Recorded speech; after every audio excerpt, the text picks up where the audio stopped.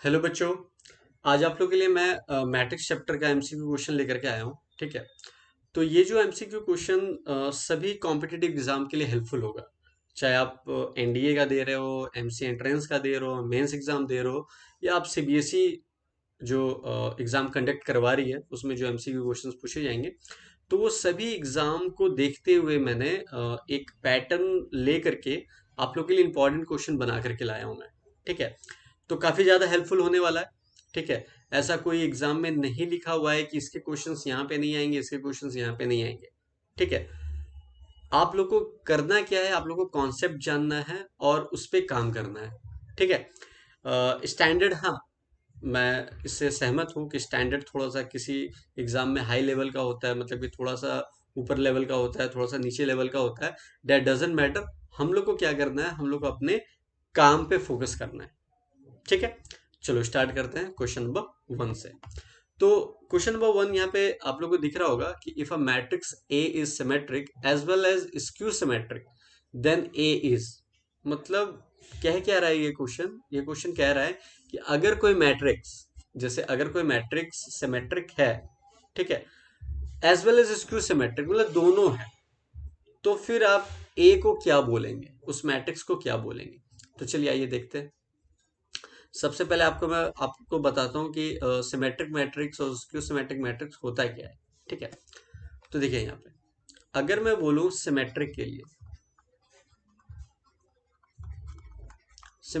बोलूँ, ठीक है, तो सिमेट्रिक अगर मान लो कोई मैट्रिक्स ए है, ठीक है, उसका ट्रांसपोज निकालते हैं, ठीक है, तो दोनों इक्वल होता है, मतलब उसका ट्रांसपोज उस मैट्रिक्स के बराबर होता है, तो उसको बोलते हैं symmetric matrix. Skew symmetric matrix क्या होता है,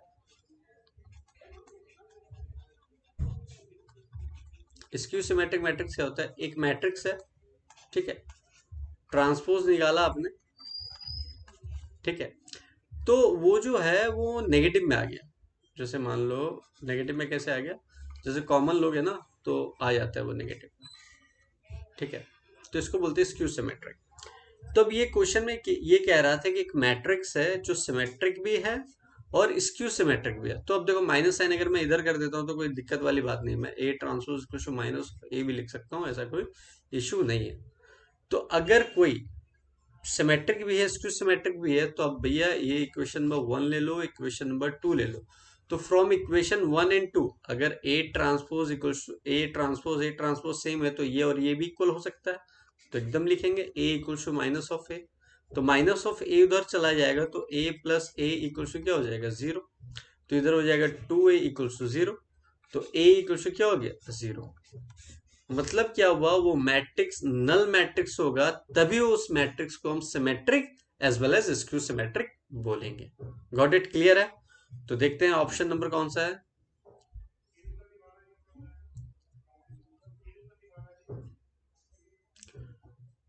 एक सेकंड, इसको रब करना पड़ेगा। चलो नहीं, कोई इशू नहीं है। तो ऑप्शन नंबर बी नील लिखा हुआ है, ठीक है। तो ऑप्शन नंबर बी टिक करके आइएगा, ठीक है। चलो इसको रब कर देते हैं हम लोग, फिर क्वेश्चन नंबर 2 पे चलते हैं। ठीक है। अच्छा, एक बात और, जिस बच्चों को लग रहा है कि ये आपको आता है, तो वीडियो पॉज करके पहले आप लोग खुद से प्रैक्टिस कीजिए, नहीं आता है फिर सॉल्यूशन देखिएगा। ठीक है। चलिए अब क्वेश्चन नंबर 2 क्या कह रहा है।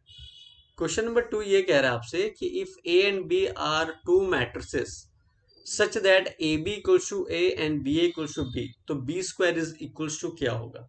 बड़ा ही अच्छा क्वेश्चन है ये। ठीक है। तो यहाँ पे इसको यहीं पे बता देता हूँ, आपके सामने ही बता देता हूँ स्क्रीन पे। ठीक है। ये कह रहा है आपसे कि A B equals to A, ठीक है, और B A equals to B बोल रहा है। तो बी स्क्वायर क्या होगा, तो बी स्क्वायर को क्या लिख सकते हैं हम लोग, बी इंटू बी लिख सकते हैं। तो इस बी को हम लोग क्या लिख सकते हैं, बी ए। अब बी तो है ही ये पहले से, ये तो पहले से ही है, तो बी ए को मैंने ये लिख दिया यहाँ पे, ये वाला पार्ट, ठीक है।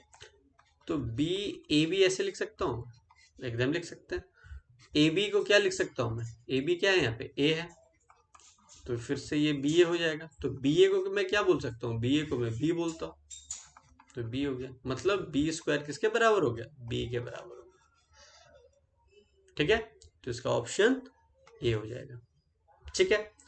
Question number 3, if A and B are the square matrices of the same order such that A B equals to A and B equals to B, then A square plus B square क्या होगा? एकदम same है। अभी हमने किसका B square का निकाल लिया बी, चलो ए स्क्वायर का भी निकाल लेते हैं यहाँ पे। तो ए स्क्वायर का वैसे ही निकलेगा, ए इंटू ए कर दिए। ए क्या है हमारा? ए है हमारा ए बी, तो ए बी लिख दिया। इधर ए है तो बी इसको दे दो, ऐसे भी लिख सकते हैं। तो बी हमारा क्या है भाई? बी हमारा बी है, तो ये बन गया ए बी। ए बी हमारा क्या है? ए बी हमारा ए है, तो ए हो गया। मतलब ए स्क्वायर हमारा ए हो गया, बी स्क्वायर हमारा बी है। आपसे क्या पूछा था? ए स्क्वायर प्लस बी स्क्वायर। तो ए स्क्वायर प्लस बी स्क्वायर क्या हो जाएगा? ए स्क्वायर मेरा ए है और बी स्क्वायर हमारा बी है, तो ए प्लस बी होगी। That is the final answer. तो कौन सा ऑप्शन हो जाएगा? Option number B. क्लियर है? आ रहा है समझ में? ठीक है, चलिए आगे बढ़ते हैं हम लोग। रब कर देता हूँ उसको। क्वेश्चन 4 की तरफ बढ़ते हैं।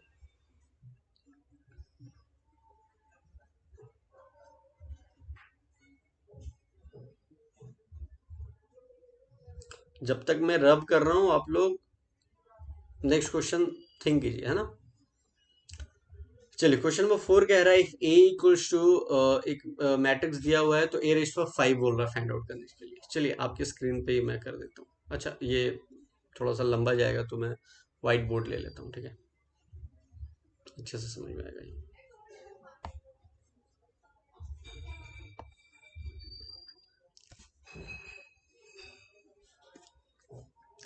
एक मैट्रिक्स दिया हुआ है, ठीक है। मैट्रिक्स क्या है भाई? मैट्रिक्स दे रखा है 2 0 0 0 2 0 0 0 2, ठीक है। तो अगर मैं यहाँ से 2 कॉमन ले लूँ तो क्या हो जाएगा? 1 0 0 0 1 0 0 0 1, तो इसको आइडेंटिटी मैट्रिक्स बोलते हैं। तो ए इक्वल टू क्या हो गया हमारे पास? 2i। और ये 3/3 का है तो i3 भी लिख सकते हो या i भी लिख सकते हो, क्या ऐसा पंगे वाली बात नहीं, ठीक है। अब आपसे पूछा था ए रेज़ पावर 5 फाइंड आउट करने के लिए, राइट, ठीक है। तो ए की वैल्यू तो मुझे मिल गई, तो ए स्क्वायर क्या होगा? ए इंटू ए।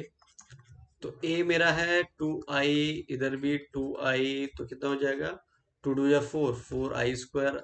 आई स्क्वायर क्या होगा? आई ही होगा, 4i, ठीक है। तो ए 4 क्या होगा? ए स्क्वायर इंटू ए स्क्वायर। ए स्क्वायर की वैल्यू निकल गई 4i, है ना। फिर ये 4i तो कितना हो जाएगा? 16i²। तो 16i² को क्या ले सकता हूँ मैं? 16i, ठीक है। ए रेज़ पावर 5 बोला था, तो ए रेज़ पावर 5 को मैं क्या ले सकता हूँ? a4 इंटू ए। तो a4 मेरे पास क्या है? 16i, और a मेरे पास क्या है? 2i, 2i। तो ये कितना हो जाएगा? 32i²। तो 32i² को 32i लिख सकता हूँ मैं। बट ऑप्शन एक बार देख चेक करना पड़ेगा, ऑप्शन एक बार चेक करते हैं, ठीक है, कि किस फॉर्मेट में ऑप्शन है हमारा गिवन दिया हुआ। तो यहाँ पे हम लोग देख पा रहे हैं ऑप्शन ए के फॉर्मेट में 5 8 10 है 16 है 32 है, ठीक है। तो चलिए व्हाइट बोर्ड की तरफ चलते हैं हम लोग, ठीक है। तो अब देखो इसको थोड़ा ए में कन्वर्ट करना है हमें। ए में कैसे कन्वर्ट करेंगे इस फॉर्मेट को? हमारे पास है ए रेज़ पावर 5 आ गया हमारे पास 32i। तो 32i को मैं क्या लिख सकता हूँ? 6 इंटू 2i। ये 2i क्या है हमारे पास? 2i मेरे पास a है, तो आंसर क्या हो गया? 16a, ठीक है। Got it? समझ में आया?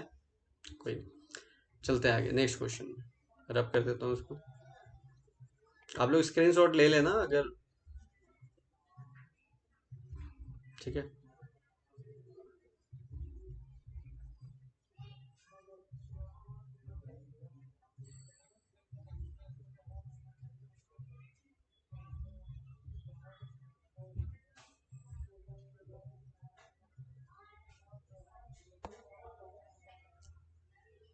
चलिए क्वेश्चन चलते हैं हम लोग।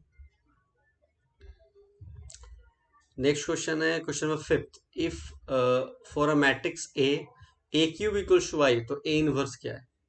उसको यहीं पे कर देता हूँ, छोटा क्वेश्चन है। कह रहा है ए क्यूब इक्वल्स टू आई, तो आपसे पूछ रहा है ए इनवर्स फाइंड आउट ना, यही तो देखो इस टाइप का क्वेश्चन कभी भी पूछेगा ए इनवर्स, ए रेज़ पावर 4, जो भी चीज आपको पूछा जाएगा उसी से आपको दोनों तरफ मल्टीप्लाई कर देना है। चलो कर देता हूं मैं multiply. A inverse A cube equals to A inverse I, ठीक है। तो ये ए इनवर्स ए क्यूब को मैं क्या लिख सकता हूँ, ए इंटू ए स्क्वायर लिख सकता हूँ, आराम से लिख सकता हूँ, कोई दिक्कत नहीं। ये तो ए इनवर्स ही हो जाएगा, ए इनवर्स आई आइडेंटिटी मैट्रिक्स है, कुछ भी मल्टीप्लाई होगा तो वही दे देगा, सेम रिजल्ट, ठीक है।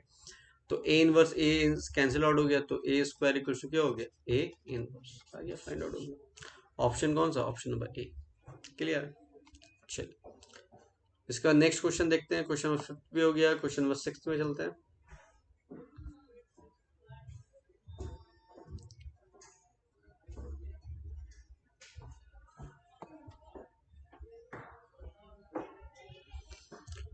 क्वेश्चन नंबर 6 कह रहा है if A is a 3 by 3 matrix and determinant of 3a equals to k determinant of a, then k is, चलो इसको यहीं पे बना देता हूँ, ठीक है। 3a मतलब a, तो पहले आपको एक मैट्रिक्स लेट करना पड़ेगा, मैंने चलो लेट कर लिया आप लोग के लिए, a1 b1 c1 a2 b2 c2 a3 b3 c3 late कर लिया मैंने a, ठीक है।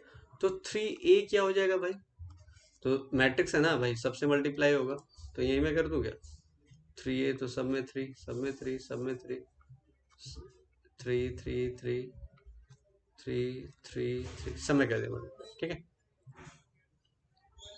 एक सेकंड इसको रब कर देता हूँ। अब ये कह रहा है इसका भाई डिटर्मिनेंट, इसका डिटर्मिनेंट निकालना है, ठीक है। तो determinant of 3a, determinant of 3a, तो डिटर्मिनेंट निकालेंगे, तो अब देखो डिटर्मिनेंट में है ना, अगर 3 मुझे बाहर निकालना है तो वो सबसे नहीं निकलेगा, क्लियर है। तो वो किसी एक रो या किसी एक कॉलम से निकलेगा, तो मान लो इस रो से मैंने निकाला तो एक ही 3 निकलेगा, फिर इस रो से निकाला तो क्या निकलेगा, फिर एक 3 निकलेगा, फिर इस रो से निकाला तो फिर एक 3 निकलेगा, और फिर बचेगा क्या, a1 b1 c1 a2 b2 c2 a3 b3 c3, ये निकल गया, ठीक है। ये डिटर्मिनेंट है, मैट्रिक्स नहीं, डिटर्मिनेंट है, ठीक है। तो ये हो गया आपका 27, ठीक है। और ये किसका डिटर्मिनेंट है, डिटर्मिनेंट ऑफ ए है ना, तो ये डिटर्मिनेंट ऑफ ए है, और ये क्या है, डिटर्मिनेंट ऑफ 3a। तो जब इस चीज को अगर मैं इससे कंपेयर करूं, क्या है लिखा हुआ है यहाँ पे, determinant of 3a equals to k determinant of a, तो k की वैल्यू क्या हो जाएगी, 27, तो k की वैल्यू क्या हो जाएगी, 27। बड़ा इजी क्वेश्चन था, बस कॉन्सेप्ट ये था कि मैट्रिसेस में अगर कोई एलिमेंट मल्टीप्लाई होता है तो सभी से होता है, ठीक है। बट डिटर्मिनेंट में अगर कोई चीज मल्टीप्लाई करता हूं या निकालता हूं उसे कॉमन, तो किसी एक रो या एक कॉलम से होता है, ये बस कॉन्सेप्ट इसमें जानने का था, ठीक है। चलो आगे चलते हैं, नेक्स्ट क्वेश्चन।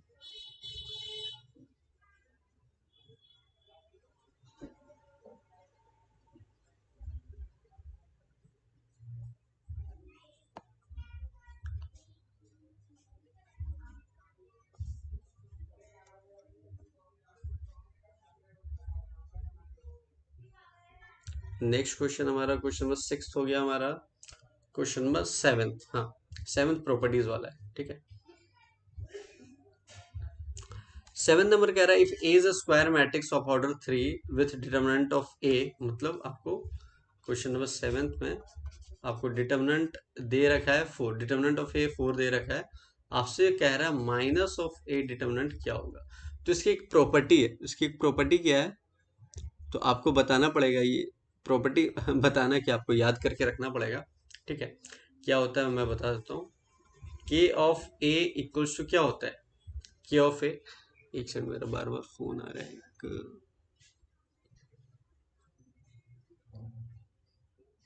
अब ठीक है। तो ये हो गया आपका के रिस्ट पर एन डिटर्मिनेंट ऑफ ए, ठीक है, ये आपका प्रॉपर्टी है। तो अब जरा ध्यान से देखना इसको, यहाँ पे हम लोग अप्लाई कैसे करेंगे, ठीक है। तो हम लोग अप्लाई इस तरीके से करेंगे कि भाई माइनस ऑफ माइनस है ना, तो उसका -1 ले लेते हैं, और ए तो मेरा ऑलरेडी है यहाँ पे, तो ये के क्या हो गया, के क्या हो गया -1, तो यहाँ पे के क्या हो जाएगा -1 एन डिटर्मिनेंट ऑफ ए, ठीक है। अब मेरे पास जरा ध्यान से देखिएगा, एन क्या है, ऑर्डर, तो ये कितना ऑर्डर बोल रखा है 3, तो -1 क्या हो जाएगा 3, और ये डिटर्मिनेंट ऑफ ए हमारे पास क्या दे रखा है 4, तो -1 का क्यूब तो क्या माइनस, तो -4। तो ऑप्शन ऑप्शन ऑप्शन ऑप्शन कौन सा है, बी। एक बार चेक कर लेता हूँ मैं, बी, हाँ बी ऑप्शन। ठीक है, आई होप समझ में आया होगा आप लोग। चलिए नेक्स्ट चलते हैं हम लोग। प्रॉपर्टी याद रखिएगा, ये देखिए प्रॉपर्टी वाला क्वेश्चन पूछा गया था, अच्छा क्वेश्चन था ये। ठीक है, नेक्स्ट क्वेश्चन क्या है, नेक्स्ट क्वेश्चन है ए आपको दे रखा है, आपको एडजॉइंट ऑफ ए बोल रहा है निकालने के लिए। ठीक है, तो यहीं पे मैं कर देता हूँ, ए दे रखा है आपको, A 0 0 0 A 0 0 0 A। ठीक है, अगर इसका अगर हम लोग कॉमन लेते हैं, जैसे मान लो ए कॉमन लिया हम लोगों ने, तो क्या हुआ 1 0 0 0 1 0 0 0 0 1। ठीक है, तो इसको हम लोग ए आई लिख सकते हैं, या AI3 लिख दो, ए मिल गया हमें। तो अगर मैं आपको बोलूं, क्या बोलूं यहाँ पे, कि एडजॉइंट ऑफ ए, तो एडजॉइंट ऑफ ए का डिटरमिनेंट का प्रॉपर्टीज क्या होता है, इसका प्रॉपर्टी होता है डिटरमिनेंट ऑफ ए n-1। ठीक है, तो डिटरमिनेंट ऑफ ए आपको कुछ दे रखा है यहाँ पे क्वेश्चन में, सोचिए।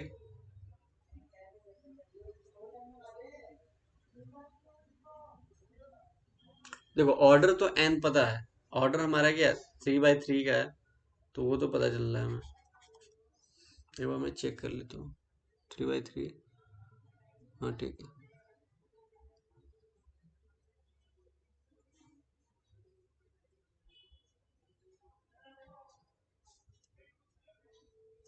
ठीक है, तो ये 3 है, 3-1, तो डिटर्मिनेंट ऑफ ए 2। ठीक है, ये तो समझ में आ गया पावर 2 कैसे हो। बट यहाँ पे जो डिटर्मिनेंट ऑफ ए है, वो कैसे फाइंड आउट करोगे आप लोग, है ना। तो determinant of A find out करने के लिए हम लोग क्या करेंगे, हम लोग करेंगे determinant of A equals to determinant of AI3।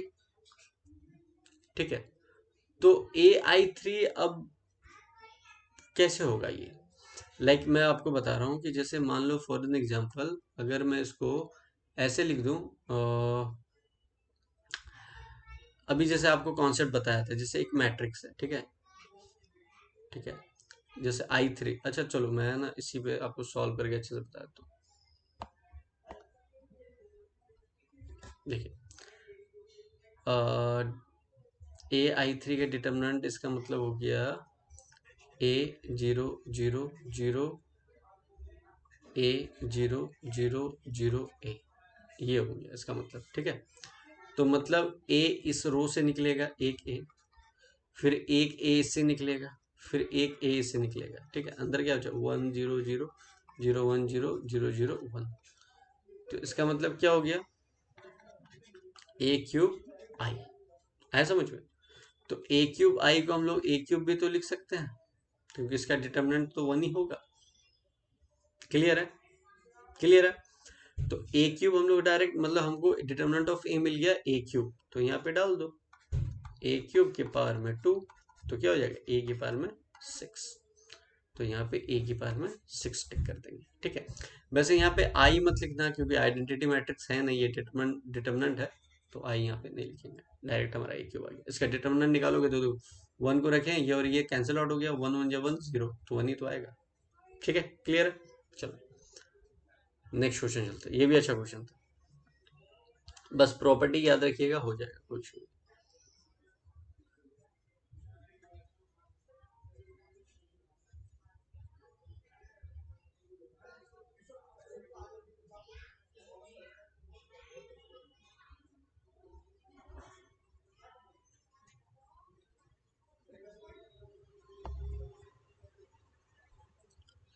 चलिए अब क्वेश्चन नंबर 9 काफी इजी है।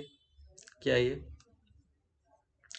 कह रहा है, M 3 2 1 -1, और इधर हो गया आपका 4 1 2 3। ठीक है, ये तो M क्या कंसिडर करेंगे यहाँ पे, M एक मैट्रिक्स कंसिडर कर लेते हैं A B C D।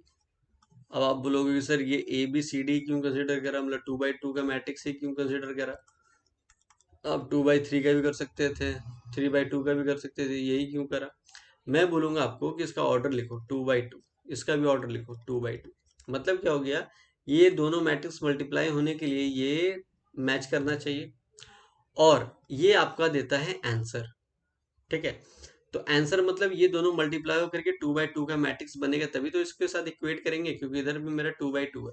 तो ये आपको एग्जाम में थिंक करना पड़ेगा। क्या थिंक करना पड़ेगा कि भाई ऐसा हम कोई मैट्रिक्स कंसिडर करेंगे हमको कि वो मल्टीप्लाई भी हो जाए, और जो आंसर आए उसका ऑर्डर और इसका ऑर्डर सेम होना चाहिए, तभी हम इक्वेट कर पाएंगे फिर। क्लियर है। अब मल्टीप्लाई करने के लिए आप लोगों को पता है कि कैसे करोगे, इस रो को कॉलम से करोगे तो क्या हो जाएगा 3a प्लस बी। ठीक है, फिर इसका करेंगे तो क्या हो जाएगा 2a minus B, 2a minus B. फिर इसका करेंगे 3c प्लस डी, फिर इसका करेंगे क्या हो जाएगा 2c माइनस डी। ठीक है, इक्वल्स टू जो ये मैट्रिक्स है हमारा 4 1 2 3, वो लिख देंगे। इक्वेट करोगे ये इसके बराबर हो जाएगा, देखो ये भी 2x2 ये भी 2x2, तभी इक्वेट हो रहा है। ठीक है, तो 3a plus B equals to 4 हो गया, और इधर क्या हो गया 2a minus B equals to 1 हो गया। तो ये b भी कैंसिल आउट हो गया, इधर हो गया 5a, इधर हो गया 5, तो a की वैल्यू क्या हो गई 1। वैसे b c d निकाल लेना, तो वो क्या हो जाएगा m मैट्रिक्स बन गया, क्योंकि m को क्या कंसिडर कर रखे हो a b c d, तो ए बी सी डी की वैल्यू पुट कर देना यहाँ पे, तो ऑप्शन सी सही हो जाएगा। ऑप्शन सी देख लेता हूँ एक बार, हाँ ऑप्शन सी। ठीक है, अब चलिए लास्ट क्वेश्चन करते हैं, क्वेश्चन नंबर 10।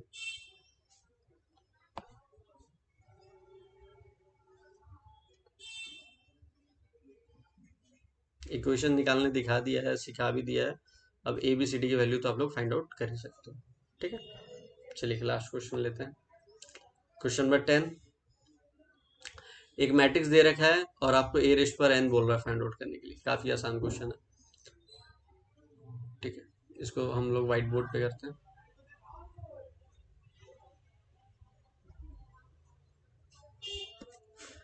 तो क्वेश्चन कह रहा है आपको ए दे रखा है, ए क्या दे रखा है, ए 0 0 0 ए 0 0 0 ए। ठीक है, तो हम लोग अगर ए कॉमन लेते हैं यहाँ पे, तो अंदर क्या बचेगा 1 0 0 0 1 0 0 0 1। तो फिर ए क्वेश्चन क्या हो जाएगा ए आई। अब ये 3/3 का है, तो ए आई 3 लिख दो या ए आई लिख दो, कोई फर्क नहीं पड़ता है। तो वैसे ही अभी मैंने एक क्वेश्चन में कराया था ए स्क्वायर क्या होता है ए इंटू ए, तो ये क्या हो जाएगा ए आई फिर ए आई, तो क्या हो जाएगा ए स्क्वायर आई। अगर मैं आपको ए क्यूब बोलूंगा, तो ए क्यूब क्या हो जाएगा ए स्क्वायर इंटू ए, तो ए स्क्वायर कितना आ चुका है मेरे पास ए स्क्वायर आई, और ए मेरे पास क्या है ए आई 3, तो ए क्या हो जाएगा ए क्यूब आई। तो वैसे ही मैं जब देख रहा हूँ कि ये पावर 2 है तो ये भी पावर सेम हो रहा है, यहाँ पे क्यूब है तो ये भी पावर सेम हो रहा है। तो भाई अगर ए रेस्ट पर देयर फोर ए रेस्ट पर एन अगर मैं बोलूँ, तो ए रेस्ट पर एन आई होगा, होगा ना जी। तो ए रेस्ट पर एन आई का मतलब क्या हो गया ये ए एन, आई का मतलब क्या 1 0 0 0 1 0 0 0 1। तो ए एन अगर मैं मल्टीप्लाई अंदर करता हूँ तो क्या हो जाएगा A N 0 0 0 A N 0 0 0 A N, answer. ठीक है, आई होप आप लोगों को चीज़ें समझ में आई होगी। काफ़ी अच्छे तरीके से मैंने बताया है, मुझे लग रहा है। ठीक है, अगर आप लोगों को लगता है तो कमेंट कीजिएगा। अगर कोई भी तरह की दिक्कत डाउट्स होते हैं और भी नंबर ऑफ क्वेश्चंस आप लोगों को चाहिए, आप लोग मुझे व्हाट्सअप कर सकते हो। अगर बेसिकली इसका सॉल्यूशन भी चाहिए जो मैंने आप लोगों को करा है सॉल्व, आपको सॉल्यूशन भी चाहिए व्हाट्सअप कर लेना, मैं आप लोगों को सेंड कर दूंगा। ठीक है, आई होप आप लोग ज़्यादा से ज़्यादा प्रैक्टिस करो। ठीक है, और बिलीव करो अपने ऊपर, ना कि किसी के ऊपर। ठीक है, तो तुम्हारे सर ने भी आज टी शर्ट पहन रखा है, बिलीव इन योर सेल्फ। ठीक है, be positive in your life. ठीक है, कोई भी नहीं ठहरता यार किसी के लिए। ठीक है, क्या बताऊं मैं, कोई नहीं, आप लोग मेहनत करो और करके दिखाओ कुछ। ठीक है, till then bye bye, take care, मिलते हैं फिर नेक्स्ट वीडियो में। ओके।